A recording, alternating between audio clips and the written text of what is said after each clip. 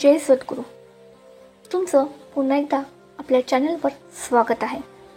पुढे जाण्याआधी माझं तुम्हाला एक निवेदन आहे की तुम्ही कथा पाहता पण अजूनही बरेच जण आपल्या चॅनलला सबस्क्राईब व लाईक करत नाही, तर कृपया असं करू नका. तुम्ही जर लाईक आणि आपल्या चॅनलला सबस्क्राईब केलं तर आम्हालाही नवीन व्हिडिओ बनवण्यासाठी प्रेरणा मिळेल. जय जय रघुवीर समर्थ. उन्हाळ्याचे दिवस होते. वैशाख महिना उजाडला होता आणि सूर्याने आपला ताप अगदी चरम सीमेवर नेला होता.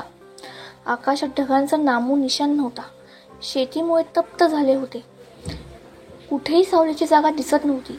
अशा त्या उकाड्याने हैराण झालेल्या जगात एक तेजस्वी व्यक्तिमत्व डोंगर दऱ्या पार करत चालले होते. ते म्हणजे समर्थ रामदास स्वामी. स्वामींच्या हातात जड दंडका, अंगावर भगवे वस्त्र, गळ्यात रुद्राक्षाची माळ आणि चेहऱ्यावर तेजस्वी समाधान. त्यांचं प्रत्येक पाऊल जमिनीवर प्रेमाने पडत होतं. जणू ती भूमीही त्यांच्या स्मरणस्पर्शासाठी आतुर झाली होती.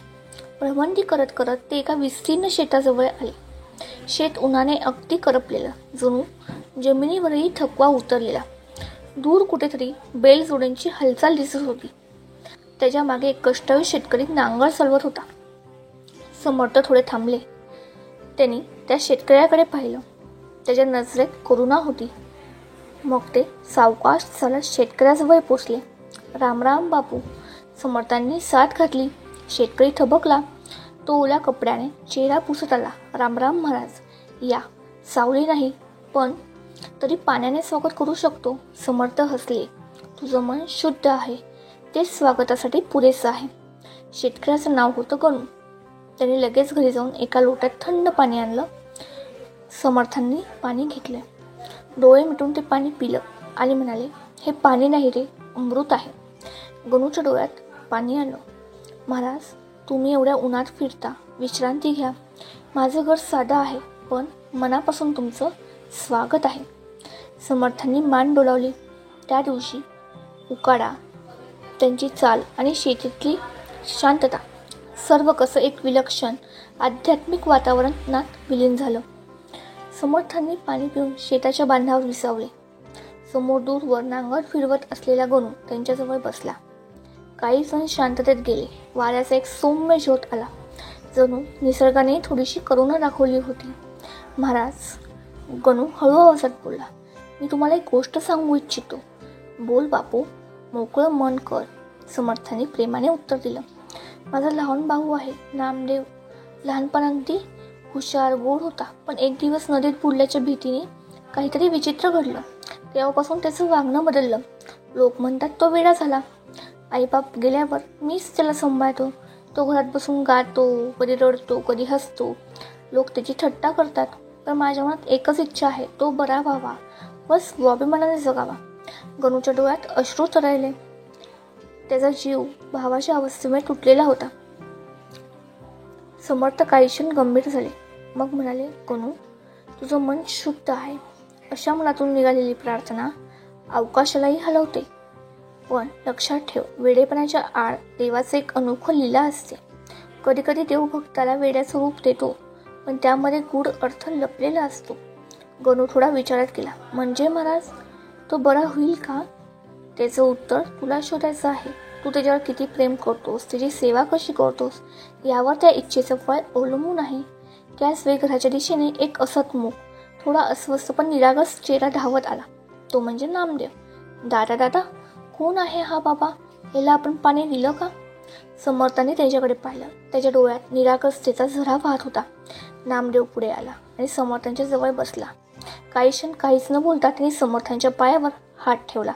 तेव्हा समर्थ म्हणाले, हा वेडा नाही तर हा ज्ञानवेडा आहे. गणू अचंबित झाला. समर्थ पुढे म्हणाले, कधी कधी देव ज्या लोकांमध्ये उतरतो ते जगाला वेडे वाटतात, पण ते खरे तर अनन्य भक्त असतात. तुझा भाऊ एक असाच अनोखा जीव आहे. नामदेवाच्या डोळ्यात पाहतच राहिले. त्याच्या डोळ्यात वेड नव्हतं, अहोभाव, निरागसताने परम शांततेची एक झलक होती. समर्थांनी डोकं हलवत हळूच आपली करंगळी त्याच्या कपाळावर ठेवली. हरिओम राम जय राम जय जय राम. समर्थांच्या ओठांवर जप सुरू झाला. कपाळावर ठेवलेली ती बोटं काही क्षण स्थिर राहिली. आजूबाजूला जणू निसर्गही थांबला होता. वाऱ्याचा जोत थांबला. पक्ष्यांचे स्वर शांत झाले. साऱ्या वातावरणावर एक अलौकिक शांतता पसरली. गणूचा श्वासोच्छ्वास बंद झाल्यासारखी होती. त्याला काय होणार, काय घडते काही समजत नव्हतं. तो फक्त नजरेने त्या दृश्यात विलीन झाला. अचानक नामदेवांच्या डोळ्यात एक वेगळं भान आलं. तो एकटक स्वामींना बघू लागला. त्याचा चेहरा शांत झाला. ओठांवर मंद स्मित हास्य आलं. महाराज, नामदेवाच्या तोंडून स्पष्ट शब्द बाहेर पडले. गणू जागचा उठून आला. नाम्या, तू काय म्हणलास? दादा, नामदेव हळू आवाजात म्हणाला. माझं डोकं आता शांत झालं आहे. डोळ्यासमोर अंधार होता, पण या बाबांनी प्रकाश दिला.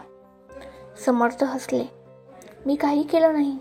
त्याच्या आधीपासूनच तीव्रता होती. केवळ त्या धुक्याला बाजूला सरण्याची वेळ आली होती. गणूच्या डोळ्यातून अश्रू थांबत नव्हते. नामदेव समर्थांच्या मांडीवर डोकं ठेवून बसला आणि पहिल्यांदाच त्याच्या चेहऱ्यावर एक शांतपणाचं, समाधानाचं तेज झळकत होतं. समर्थ म्हणाले, गणू, आज तू केवळ पाणी नाही दिलंस, तुझं श्रद्धापूर्ण दूध दिलंस. आणि जिथे श्रद्धा असते तिथे चमत्कार घडतातच.